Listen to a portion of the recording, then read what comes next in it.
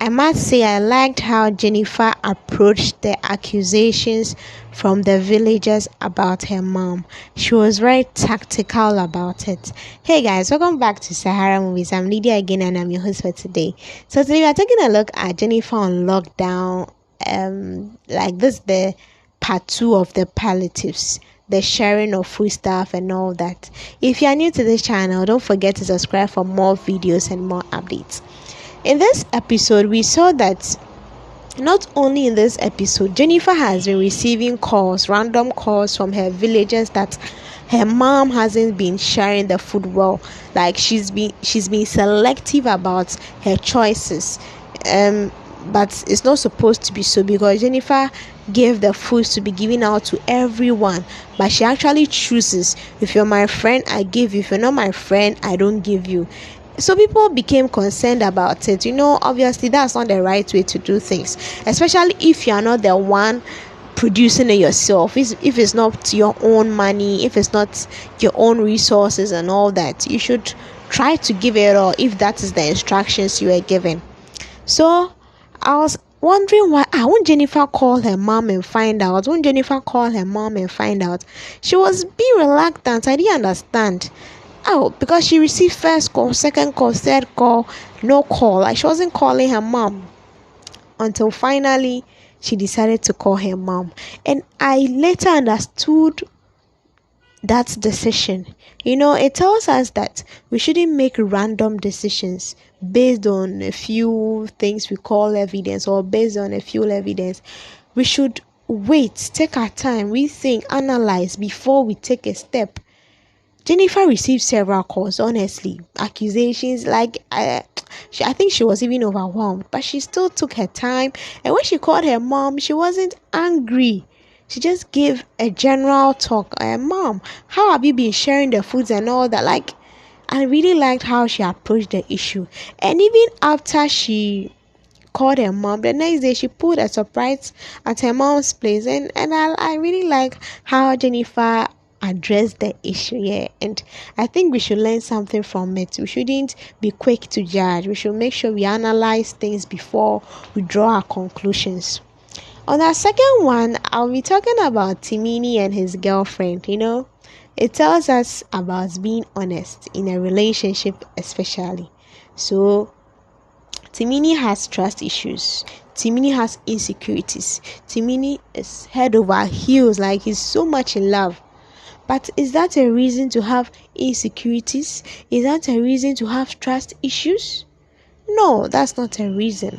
So Timini has been isolated after breaking bounds. So breaking bounds means like living without permission, or like AWOL. Like I don't know how to say, like breaking bounds, like doing something that you are not supposed to do, especially in terms of running away or something. And when he returned, he was isolated. Isolation word, it cannot be a luxury place for you. It can't. So to me, this isolation word is the boys' quarters. So boys' quarters is just like, I don't think there's TV there, safe. Only mattress and fan for air. Even fan cry when you're lucky, then you get fan.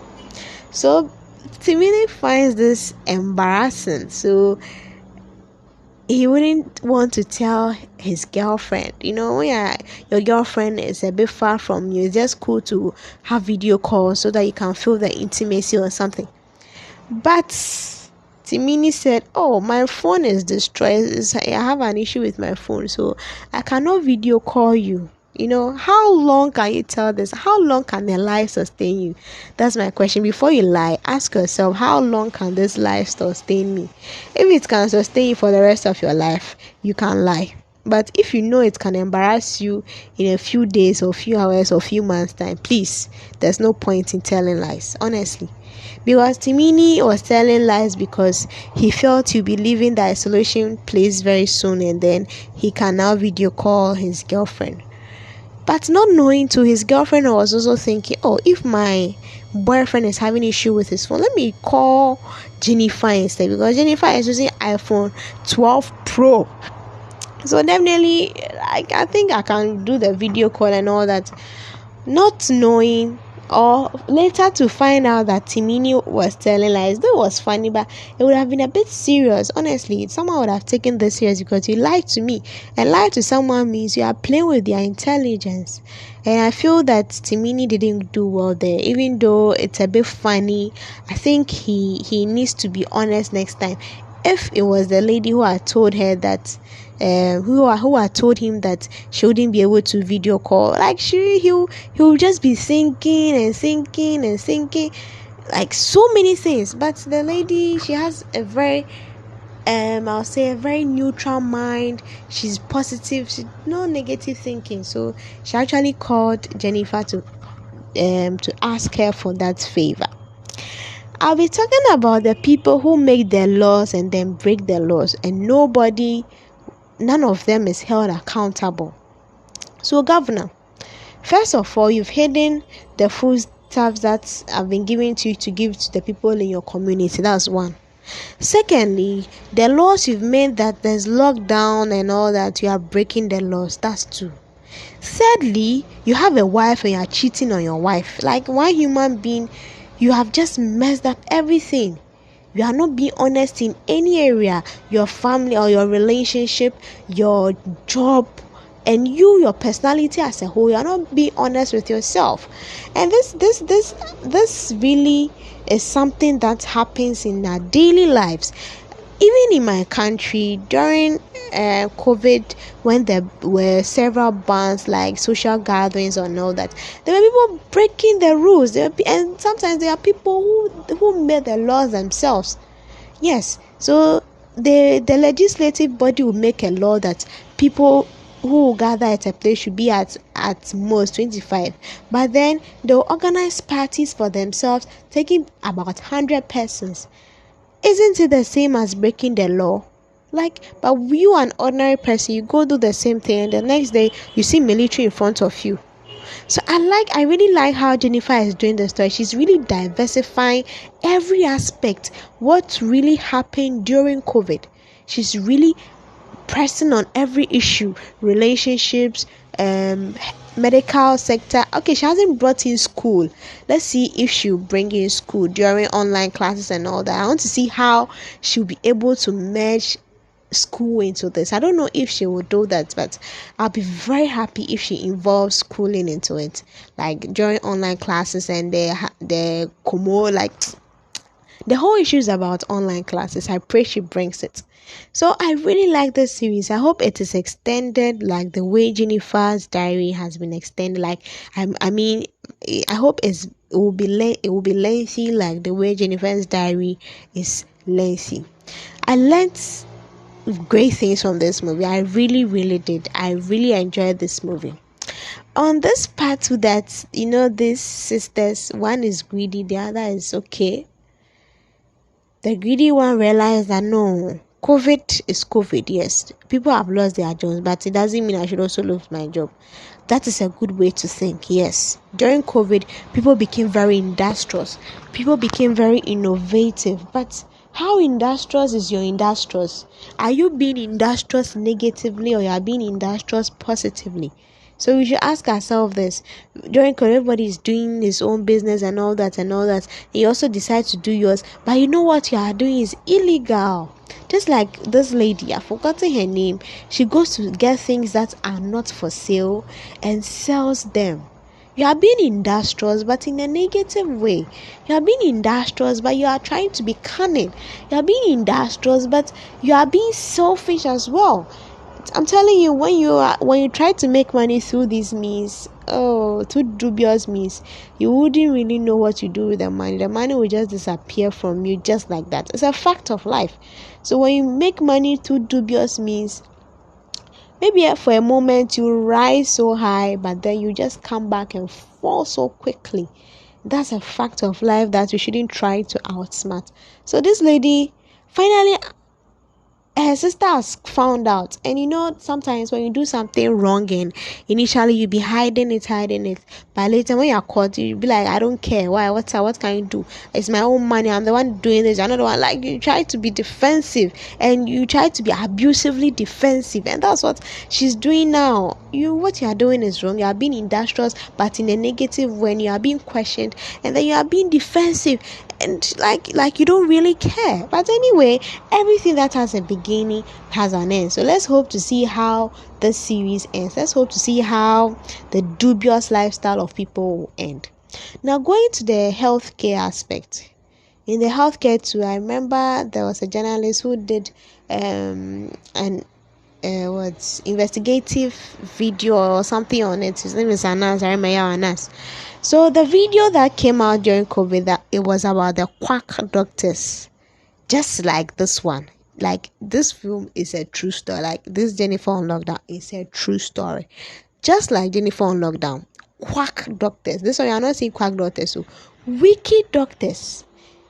PPEs or protective equipment or personal protective equipment that have been given to you people to use to test, and those things, test kits and all that, you have hijacked them and using them for your own selfish gains. Really?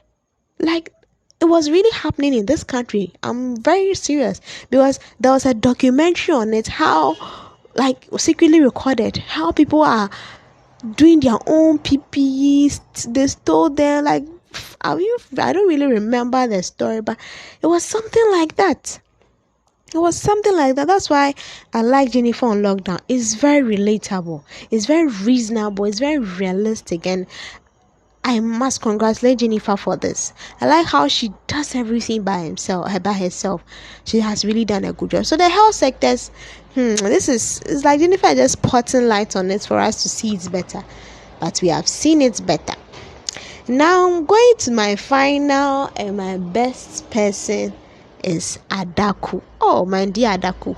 Someone who has given you roof. Someone who gives you food, gives you shelter, gives you water, gives you comfortability, gives you comfort. You feel the person is not feeding you enough. During COVID that we've lost our jobs, is there something like, I'm eating to my satisfaction? Hey, when people were doing panic buying and all that, what is you are eating to your satisfaction? And moreover, you're not even providing anything to contribute to the house, but you tell yourself you want more food. You go and stay at your neighbor's place the whole day. You eat breakfast, lunch, and supper. Like, how, Adaku? How? Like, Adaku? Someone should ask Adaku this question. Adaku, how? Adaku, why? This is too much. It's good Eliza has finally gotten rid of you. It's too much. This is trying to tell us that before you help people, you should really be mindful of the people you help. Sometimes some of them will come so innocently, so much in need and all that. But once you stretch to give them a helping hand, they rather pull you into their pit. So we should be vigilant when offering help to people. I didn't say don't offer help, but be vigilant. Be mindful of the consequences you're also going through. So that's all for the episode. So let me see if I have some expectations. I'm hoping Jenifa brings education into it. As I said earlier, she should bring education into it. Honestly, she should really bring the ups and downs during education, the online classes, data and all that. I wish I could even comment this in one of her videos so that her mind, I don't know if this has already been recorded and they are playing, but I wish they bring education into it, like schooling. The chaos, like the annoying when there was lockdown and people's schools were closed and all that. So let me see how Adaku's life ends right now that she has boastfully decided to leave the house. Let's see how she'll settle on her own, if she can make it on her own. Let's see. Let me know your thoughts. Let me know your thoughts on this episode. I end here for today. My name is Lydia once again. If you are new to this channel, don't forget to subscribe for more videos. Bye.